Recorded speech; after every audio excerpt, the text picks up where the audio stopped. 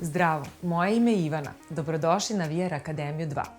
U proteklim epizodama iskazali smo značaj definisanja ciljne grupe u okviru različitih društvenih mreža. TikTok predstavlja jednu od najmlađih društvenih mreža koje su stekle veliku popularnost za kratak vremenski period.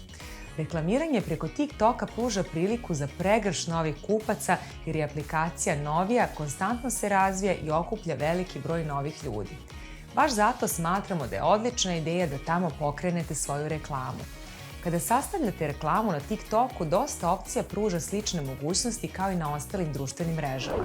Jedna od osnovnih opcija jeste određivanje cilja reklamiranja, koje je kao i na Instagramu i Facebooku podeljeno u 3 glavne kategorije: Awareness, Consideration, Conversation.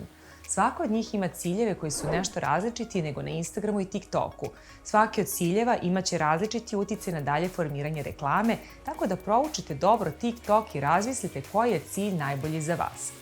Recimo, ukoliko izaberete saobraćaj kao cilj, znači da želite da što veći broj ljudi dovedete na željenu destinaciju, kao što je recimo web sajt vašeg biznisa.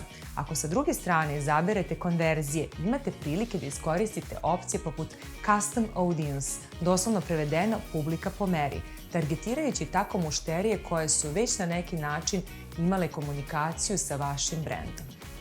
Naš savjet je da krenete od malog i usavršite se u odabiru ciljeva koji nude opcije koji su vama najbliže i najjasnije.